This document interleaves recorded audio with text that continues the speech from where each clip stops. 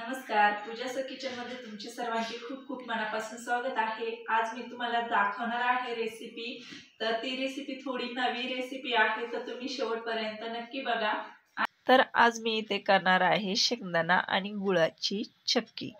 तर माझ्या मुलांना ही चक्की खूप आवडते, दुकानातून आणण्यापेक्षा तर म्हणलं चला आज घरीच बनवून बघूया।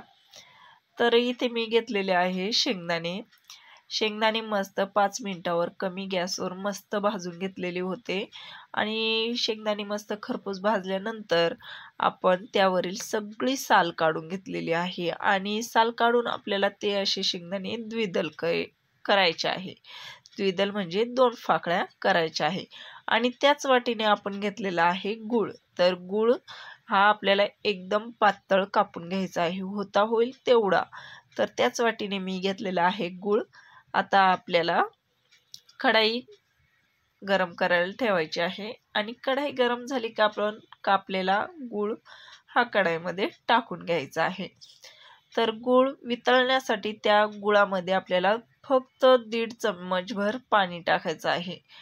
तर इथे पाण्याचा वापर जास्त करायचा नाही, कारण गुळाला ऑलरेडी पाणी जास्त सुटतं। तर मी इथे तुम्ही बघू शकता 1.5 चम्मच इतकं पाणी टाकलेलं आहे आणि मस्त गूळ असा परतावून घ्यायचा आहे। खूप फुल गॅस करायचा नाहीये, नाहीतर गूळ जास्त चटका घेतो आणि आपला गूळ काळा पडू शकतो। तर गूळ काळा पडू द्यायचा नाहीये आणि मस्त वितळून पण घ्यायचा आहे आणि सारखा ढवळत राहायचा आहे, कारण गूळ चिकट असतो तेव्हाच खाली चिटकू शकतो। तर त्याच गुळामध्ये आपल्याला टाकायचं आहे अर्धा चम्मच साजूक तूप म्हणजेच गावरान तूप। तर गावरान तुपाने आपल्या जे चक्कीला खूप छान टेक्स्चर येऊन जातं, त्यासाठी आपल्याला इथे गावरान तूप टाकून घ्यायचं आहे। तर इथे गावरान तूप टाकून मस्त असं परतलेलं आहे आपला गूळ। तुम्ही बघू शकता कसं मस्त पाणी सुटत आहे। तर 5 मिनिटानंतर तुम्ही बघू शकता मस्त असा गूळ पूर्ण पातळ झालेला आहे। तर गूळ चेक कसा करायचा, बर्फाचं पाणी घ्यायचं वाटीमध्ये, त्यात थोडा गुळाचा पाक टाकायचा आणि हातावर घेऊन बघायचा कसा मस्त कडक होतो लगेच। असा कडक झाला की आपला पाक परफेक्ट तयार झालेला आहे। तर ताटाला मस्त आपण घेतलेला आहे खाली तेल लावून, कारण की त्याच्यावर आपण जी चक्की टाकणार आहे ती चिटकायला नको।